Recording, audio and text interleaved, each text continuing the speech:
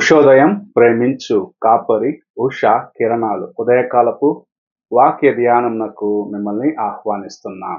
ప్రార్థన.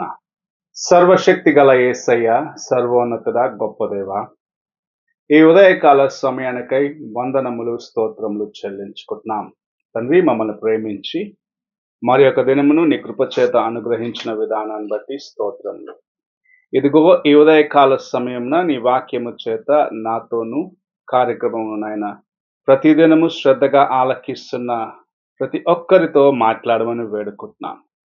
వినగలిగిన చెవులను, నీ వాక్యంను గ్రహించుకునే మనస్సును కలిగి నీ వాక్యము నాయన మేము ధ్యానించుటకును నీ సహాయమును దయచేయమని యేసు పరిశుద్ధ నామమున అడిగి వేడుకుంటున్నాను పరమ తండ్రి, ఆమేన్.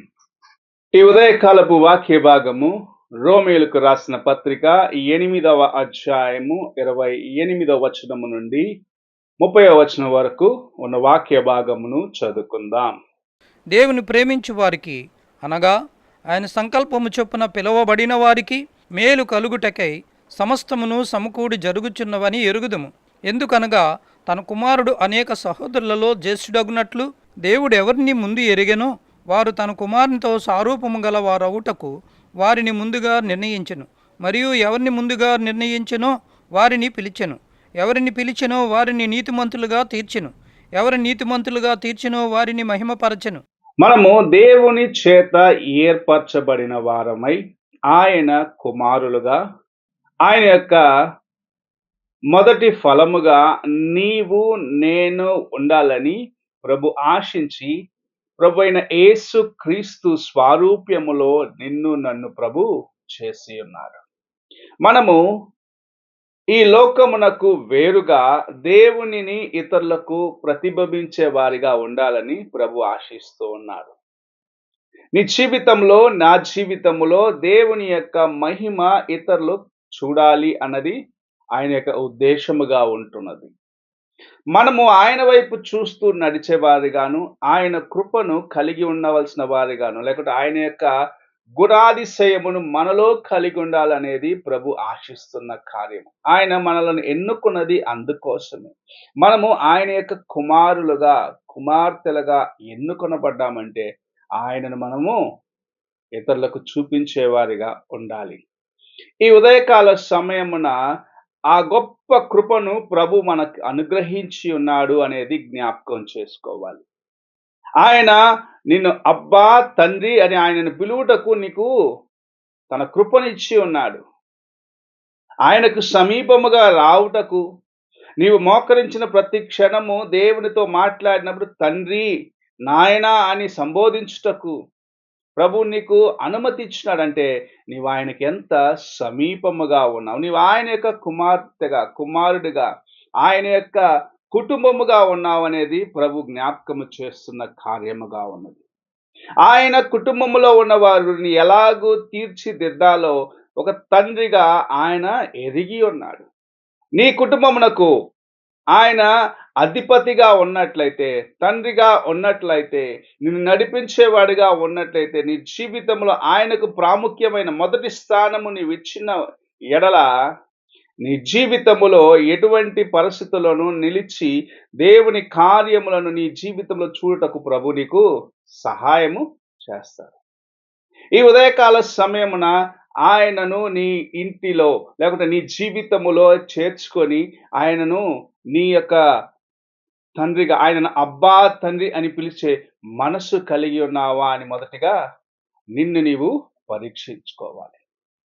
బయటికి ఆయన నాకు సమస్తమని చెప్పుకుంటూ అంతరంగంలో దేవునికి దూరముగా ఉన్నాడలా నీ మాటలన్నీయు వ్యర్థము. యెహోషువ చెప్పినాడు, నేను నా ఇంటి వారు యెహోవాను సేవిస్తాము. అనగా ఆయనే మాకు సమస్తము. ఆయన నడిపించే మార్గంలో ఇంతవరకు నడిచాను, ఇంకనూ నడుస్తాను. నేను మాత్రమే కాదు, నా ఇంటి వారును ఆయననే వెంబడిస్తాను. అలాంటి మనస్సు కలిగినట్లయితే నిజముగా దేవుని యొక్క కృప నీ జీవితంలో విస్తారముగా కుమ్మరించబడుచున్నది. మనం యెహోషువను చూసినప్పుడు మోషేకు పరిచారకుడుగా ఉన్నాడు. కానీ మోషే తర్వాత ఇశ్రాయేలును నడిపించే నాయకుడుగా ప్రభు అతనిని ఎన్నుకున్నాడు. నిన్ను కూడా ప్రభు అలాగు చేయాలనే దానికోసమే, నిన్ను హెచ్చించాలనే దానికోసమే నిన్ను తన యొక్క కుమారుడుగా, కుమార్తెగా ఆయన స్వీకరించినాడు. ఆయనతో నీవు నడిచినప్పుడు ఆయన నేర్పించాలనుకున్న కార్యములన్నిటిని నీకు నేర్పిస్తాడు. నీ జీవితంలో నీవు ఏవైతే నేర్చుకొని నడవాలనుకుంటున్నావో, ఏ కార్యంలో అయితే ప్రభు నీ జీవితంలో నీవు కలిగి ఉండాలని ఆశిస్తున్నావు, అవన్నిటిని నేర్పించి నిన్ను ఉన్నతమైన స్థానమునకు హెచ్చించేదానికి తన కుమారుడుగా, కుమార్తెగా ఆయన యొక్క ఆ కృపను నీకు అనుగ్రహించి ఉన్నాడు. ఆ కృపను పొందుకొనుటకు నీ హృదయమును నీవు ఆయనకు సమర్పించుకునేదానికి ఆశ కలిగి ఉన్నావా? ఆయనను ఆహ్వానించి, అబ్బా తండ్రి నా హృదయములో నివసించుము అని చెప్పే మనస్సు కలిగి ఉన్నావా? లేని ఎడల ఈ దినము ప్రభువు నీతో మాట్లాడుచూ ఉన్నాడు. నీకొక తరుణం ఇచ్చి ఉన్నాడు. అదేమిటి? నిన్ను నీవు ఆయనకు సమర్పించుకో. నీ జీవితంలో ఆయనకు సమర్పించుకో. నీకు ఆయన సమస్తముగా ఉండాలని ఆశిస్తున్నాడు. నిన్ను తండ్రిగా నడిపించాలని ఆశిస్తున్నాడు. ఎలాగో ఒక తండ్రి తన కుమారుణ్ణి చేరదీసుకుంటాడో, ఎలాగో ఒక కుమారుని కోసము ఆయన ఎంత ప్రేమతో ఎదురు చూస్తూ ఉంటాడో, తన కోసం సమస్తము చేస్తాడు. అలాగూ సమస్తమును నీ జీవితంలో చేయుటకు నీ కోసము ఆయన వేచి ఉన్నాడు. నీవు ఆయనకు తగిన జీవితమును కలిగి ఉండుటకు మొదటిగా ఆయనకు నీ జీవితాన్ని సమర్పించుకుంటావా? ఒక్కసారి నీ హృదయాన్ని పరీక్షించుకో. ప్రార్థన చేసుకుందాం. పరిశుద్ధుడైన యేసయ్య, దేవా నేను నీ యొక్క కుమారుడిగా, కుమార్తెగా నీ జీవితంలో మేము నాయన ఎంత ప్రాముఖ్యమైన స్థానము కలిగి ఉన్నామని గ్రహించుకోకుండానే అనేక దినములు గడిపివేశామయ్యా.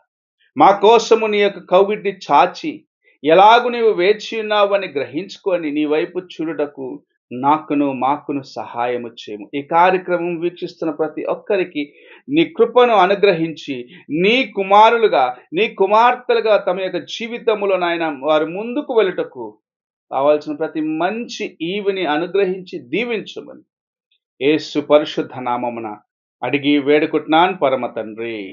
ఆమేన్. తండ్రి అయిన దేవుని ప్రేమ, కుమారుడైన క్రీస్తు కృప, ఆదరణకర్త అయిన పరిశుద్ధాత్మక సహవాసము ఇప్పుడును ఎల్లప్పుడూ తోడై ఉండి సదాకాలము నడిపించునుగాక. ఆమేన్.